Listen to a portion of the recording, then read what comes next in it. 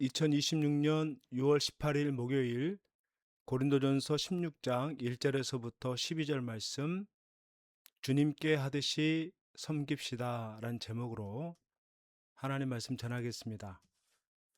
교회는 완전하지 않습니다. 언제나 문제와 갈등이 있고 또 채워져야 할 영역이 있습니다. 성경에는 교회의 필요에 대한 가르침이 여러 군데에서 언급되고 있습니다. 오늘 본문에는 연보와 그 외의 일에 대한 바울의 권면이 기록되어 있습니다. 1절 말씀 제가 읽겠습니다. 성도를 위하는 연보에 관하여는 내가 갈라디아 교회들에게 명한 것 같이 너희도 그렇게 하라. 아멘. 바울은 먼저 연보에 대해 말합니다. 연보는 다른 성도들의 필요를 채워주는 모금입니다.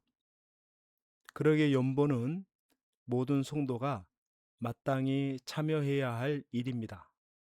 바울은 갈라디아 교회들에게 준 지침대로 연보할 것을 제시합니다. 매주 첫날 곧 주일 집회 때 각자의 수입에 따라 미리 양심껏 준비해 오라고 그렇게 권면합니다. 2절 말씀 매주 첫날에 너희 각 사람이 수입에 따라 모아두어서 내가 갈 때에 연보를 하지 않게 하라. 바울은 자신이 고린도에 도착했을 때 연보를 하지 말라고 말합니다. 이는 준비되지 않은 즉흥적인 그런 구제 헌금에 관해서 만류를 하는 거죠. 우리는 다른 지체들을 돕기 위해 미리 준비된 마음으로 또 받은 은혜를 나눌 줄 알아야 되는 겁니다. 구제는 하나님이 기뻐하시는 제사 중에 하나입니다. 3절 내가 이를 때에 너희가 인정한 사람에게 편지를 주어 너희의 은혜를 예루살렘으로 가지고 가게 하리니. 바울은 이 구제 헌금의 전달 방식에 대해서 일러줍니다. 그는 고린도 교회가 인정하는 대표자들을 통해 예루살렘 교회로 이 구제 헌금을 전달하려고 합니다. 그런데 반드시 자신이 가야 할 일이 있으면 마땅히 가겠다고 말합니다. 4절 만일 나도 가는 것이 합당하면 그들이 나와 함께 가리라.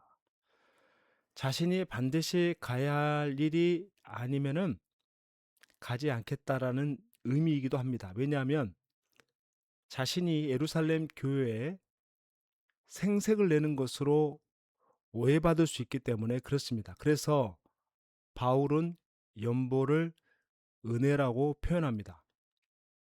구제와 섬김은 하나님께 받은 은혜를 나누는 일입니다. 사람의 공로가 들어가지 않고 순수한 동기로 오직 하나님께만 영광이 돌아가게 해야 하는 겁니다. 바울은 예루살렘 여행을 소원하면서 자신의 계획을 밝힙니다. 먼저 바울은 마게도냐를 여행한 후에 고린도를 방문하고자 합니다. 5절 말씀 내가 마게도냐를 지날 터이니 마게도냐를 지난 후에 너희에게로 가서. 바울은 고린도에서 겨울을 지내면서 최소 몇 달을 체류할 것이며 고린도 성도들이 자신의 선교에 적극 동참하기를 바라는 것입니다. 그러나 이 계획이 주님의 허락에 달려 있음을 그는 분명하게 인식합니다.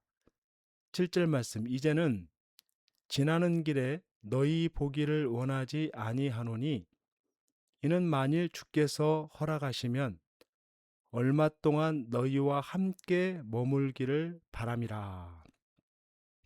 또 그는 현재 상황을 언급하며 에베소에서 놀라운 전도의 기회가 생겼다고 전합니다. 성도는 하나님의 주권적 역사를 신뢰하며 복음 전파의 의지를 놓아서는 안 되는 겁니다. 10절 말씀, 디모데가 이르거든 너희는 조심하여 그로 두려움이 없이 너희 가운데 있게 하라. 이는 그도 나와 같이 주의 일을 힘쓰는 자임이라. 바울은 디모데를 고린도에 파송했습니다. 바울은 디모데의 수고를 높이 칭찬하며 그들이 그 디모데를 격려해 줄 것을 요청했습니다. 또한 자신에게 적대심을 품은 성도들이 디모데를 멸시하지 말 것과 고린도 성도들이 디모데를 성심껏 존송하여 자신에게 돌려보낼 것을 당부했습니다. 바울은 디모데가 형제들과 함께 돌아오기를 기다리고 있습니다. 이처럼 목회자를 귀하게 여기며 존중하고 배려하는 이러한 모습이 바로 주님과 공동체 모두를 위한 성숙한 모습임을 믿습니다. 12절 말씀, 형제 아볼로에 대하여는 그에게 형제들과 함께 너희에게 가라고 내가 많이 권하였으되 지금은 갈 뜻이 전혀 없으나 기회가 있으면 가리라. 바울은 아볼로에게도 고린도 교회로 가달라고 요청했습니다. 그러나 아볼로는 그 요청에 응하지 않았습니다. 그러나 바울은 아볼로가 기회가 있다면 갈 것이라고 확신했습니다. 위대한 두 사역자가 서로 권하고 양보하는 이러한 모습은 교회를 위해 협력하는 아름다운 모습입니다. 성도들도 위기가 있을 때 서로 협력하는 아름다운 모습을 보여줘야 하는 겁니다. 오늘 본문에는 교회 공동체를 위한 다양한 가르침이 담겨 있습니다. 구제 헌금 및 선교 여행, 그리고 동역자에 관한 내용, 그리고 공동체를 위하는 바울의 모습이 얼마나 성숙한 모습인지를 우리가 이 말씀을 통해 깨닫게 되는 겁니다. 주님이 허락하신 이 교회를 참 우리가 소중히 여기고 성경이 말씀하시는 대로 우리가 순종하고 협력할 때에 하나님께서 우리의 교회를 더욱더 아름답고 성령 충만한 공동체로 빚어가 주실 줄 믿습니다. 기도하겠습니다. 은혜로우신 하나님 아버지, 우리에게 각각 사랑하는 교회 공동체를 허락하시고 주님의 뜻 안에서 함께 교회를 세워가게 하심을 감사합니다. 우리가 주님께 받은 크신 은혜를 기억하며 지체들의 필요를 채우는 섬김과 나눔의 기쁜 마음으로 동참할 수 있도록 도와주시옵소서.